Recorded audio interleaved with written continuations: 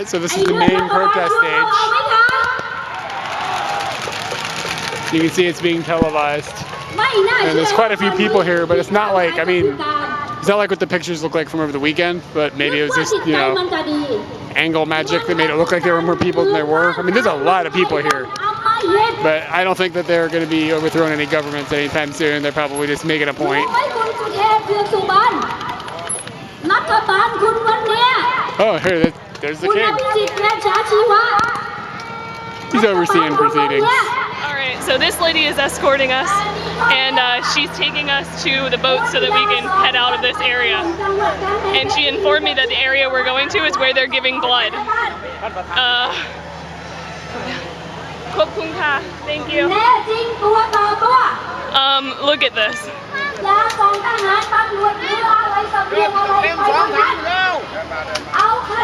Tons of people willing to give their blood to this cause. So this is the line, people are giving blood.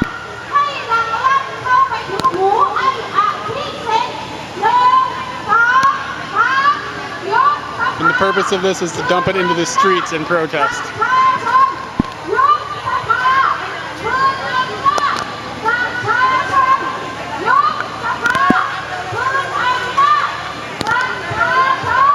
This is the damn weirdest protest I ever saw.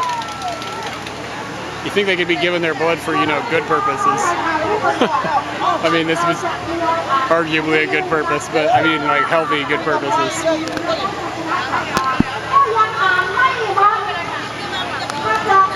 It's pretty crazy.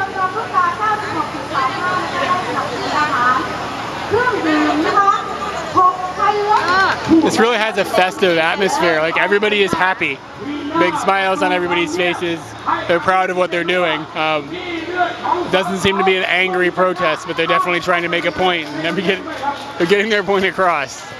But yeah, I mean, we get a lot of smiles, and people just don't seem that aggravated. They're just doing it because they need to.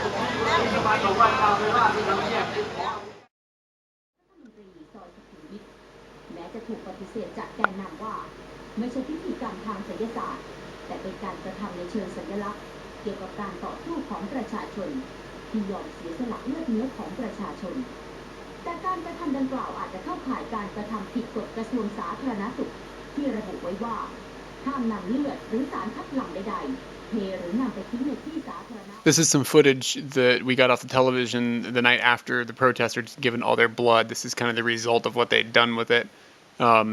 They're just pouring it like on the gates of the Prime Minister's house, and just pouring it in the streets, and it's all very, very morbid to a Westerner's mind, but it really proves quite a point.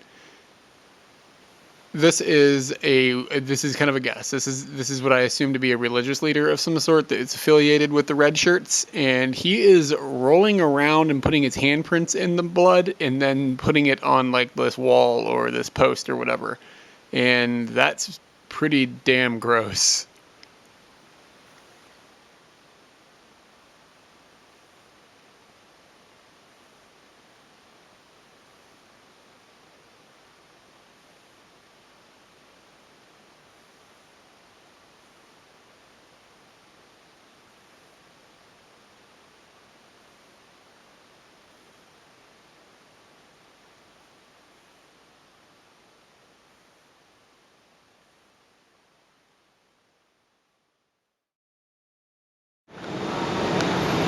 This is a meat on the stick vendor. These people are all over the place. This is Katie over here.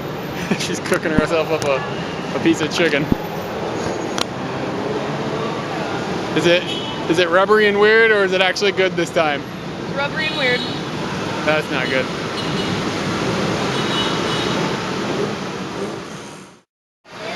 So this is like the smallest 7-Eleven in the world. I think we may have mentioned it before, but like. It's like maybe 10 foot across and maybe 20 foot long. And the thing that's incredible is that at all this, like sometimes there's like a billion people crammed in here and there's this big line hanging out the back. And then on top of that, there's 5 employees working in here right now. It's the smallest 7-Eleven in the world. So this is in between Siam and Paragon. It's a big, like, kind of ritzy mall. And then this is Siam Square, I think, on the other side. And it's a little less ritzy, like more teenagers and stuff hang out here. Oh, it's Siam Center, I'm sorry. And like teenagers kind of hang out here quite a bit more, and it's not, the stores are geared towards teenager clothing and fashion and whatnot. And they've got these big screens up here, and there's like advertisements. And sometimes there's like a big stage, frequently there's a big stage set up here, and there'll be like bands playing or you know, shows of some sort that they have with live people. And up here is a major SkyTrain station. It's where the two SkyTrain lines intersect here, so it gets a tremendous amount of traffic.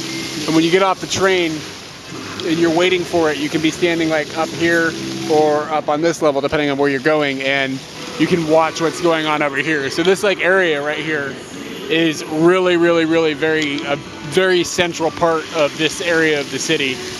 And it's kind of like the hipster central, the fashion central, like the trendy central of Bangkok. It's just kind of overwhelming, the amount of shopping and everything that's going on here. But it's a cool place to come wander around, and the air conditioning and the movie theater in Siam Paragon is epic. This area with all the malls is apparently where the protesters have moved to recently, or as of the beginning of April. Definitely wasn't there when we were there, but word of mouth has told us that the SkyTrain has been shut down, and all these malls, which is like this massive section of the town, have just all been closed. The only thing that was weird when we were there is one of the malls had set up barricades, like a security center around the outside perimeter where it had never had it previously, like they were getting ready for the protesters to move into the area. The thought of all that area being closed down and the SkyTrain not functioning, it's a little hard to wrap my mind around, to be completely honest. So this is a really good sign of sex tourism. We got a white Western guy and a Thai girl, and they're holding hands, which is just not something Thai people do that often, is hold hands cross-gender like that. And her clothes are absolutely not something a Thai girl would wear unless she was making money. So there's a lot of that going on in the Sukhumvit area of Bangkok.